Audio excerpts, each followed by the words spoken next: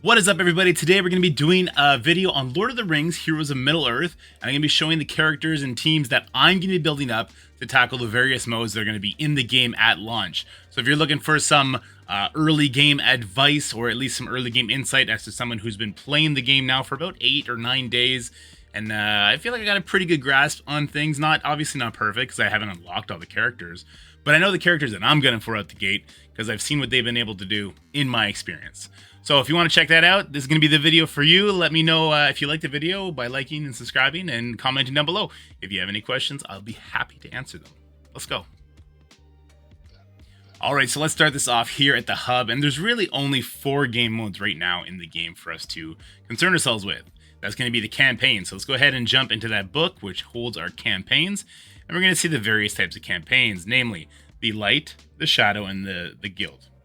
The restrictions for these campaigns are very simple. The light campaign is light characters, the shadow campaign is shadow characters, and the guild campaign, there's no restrictions. You can bring what you want. You can even bring in one of your guild allies' characters to help you along the way. That'll be another video and how you and your guild can kind of prioritize who's going to be adding what to there.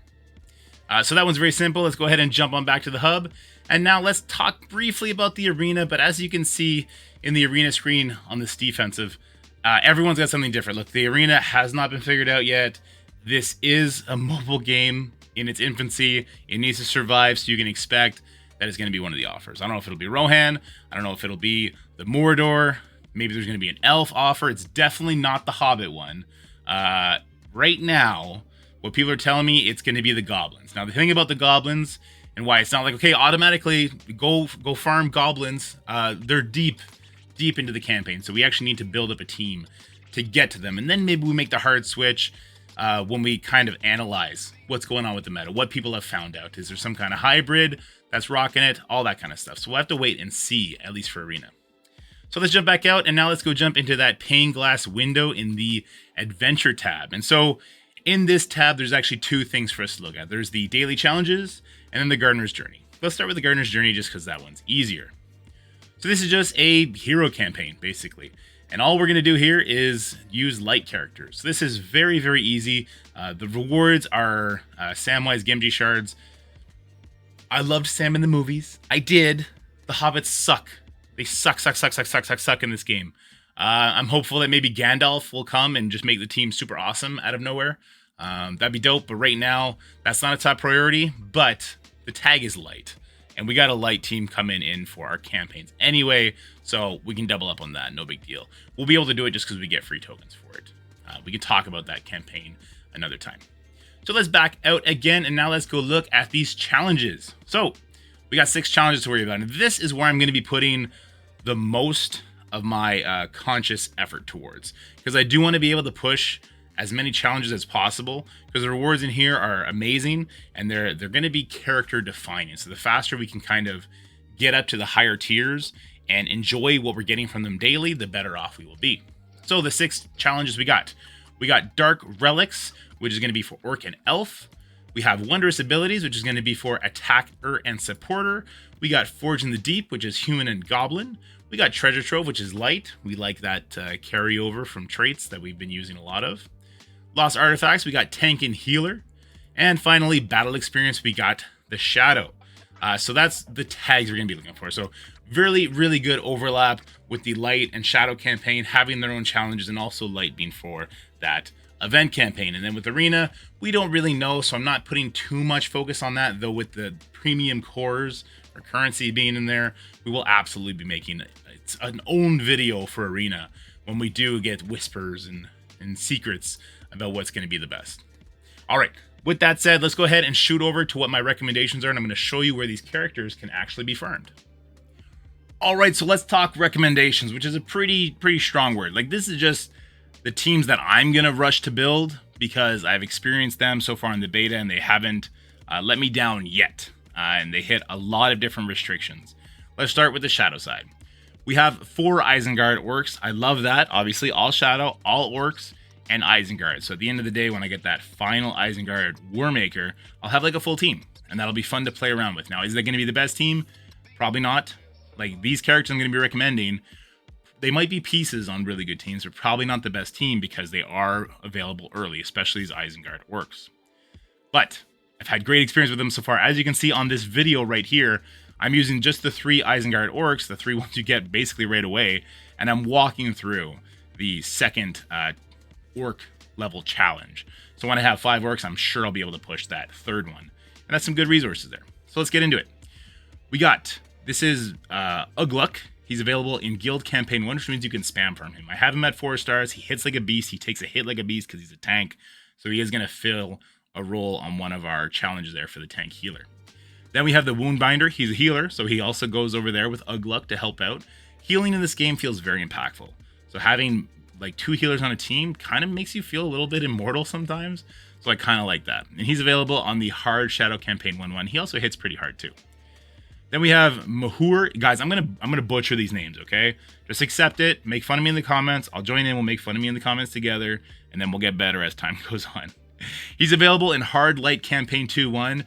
Don't get anxious about it being in the Hard Campaign 2nd chapter, either for the Shadow or the Light. You get to those very quickly. You can farm them very quickly. I am now on my 8th day of play, and I've been able to clear it all. You'll be fine, and I have not spent a cent. So this is a free-to-play guide after all.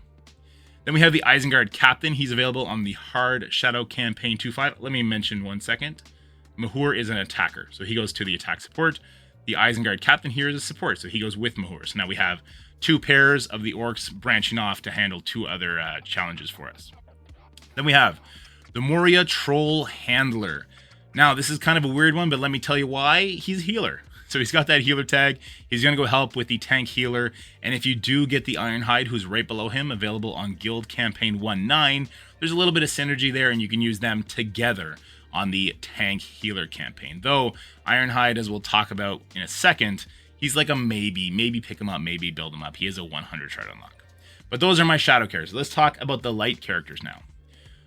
I'll butcher these names, okay? Eothane, maybe, available on Hard Light Campaign 1. He's kind of a lackluster character, but he does have a provoke. He's got a AoE hit on his ultimate, and he is part of the Rohan team. I do think the full Rohan team is going to be a lot of fun, very powerful. So having him, picking him up early and having him built up won't hurt. Then we got the Gondor Archer. Yeah, so we don't have the same kind of synergy we had on the Shadow side where we had 4 Isengard Orcs.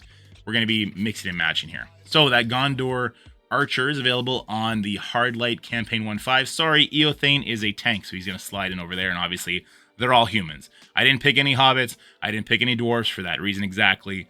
You do get the Greater Goblin right away and the Goblin Thrasher pretty early. I found them a little bit lackluster on their own. The Great Goblin's pretty good, and you'll probably be using him, I don't know, whatever, in the arena solo for a bit. Another day, another conversation. The Archer. Now, don't be surprised when you first unlock this character and it feels like he's hitting with like pillow, because he is. Until you start putting ability materials onto him, and then he starts getting a kill on his ability and then double taps, and all of a sudden full waves are gone. So don't sleep on this Archer. Then we have Eowyn. She's available in the Hard Shadow Campaign 1-5, though you do get her right away as the game starts. So that's just where you're going to farm extra shards for her. I like her Called in Assist. It does expose, and then her ultimate hits nice and hard too. And she is Rohan, so she's also going to be fitting into a team later on. Then we have the Gondor Sergeant. So we have 2 Rohan, 2 Gondor. Eowyn is the support. Sorry, I keep forgetting. Fill that in over there. So the Gondor Sergeant, she's available on 2-9. She's going to be one of the latest farm here, actually. But she's also a support. She's going to slide in over there, and that's why I really wanted her. Gondor team looks really fun with Faramir and Boromir, and also her fitting the role of the light, human, and support. I like all that. Now, the problem I have with my light team is there's no healing on here yet. Pippin was, like the Hobbit Pippin, he was a healer, and he was the worst healer ever, and he would just instantly die, even if you had him built all the way up, as you saw in the video that's been playing, hopefully.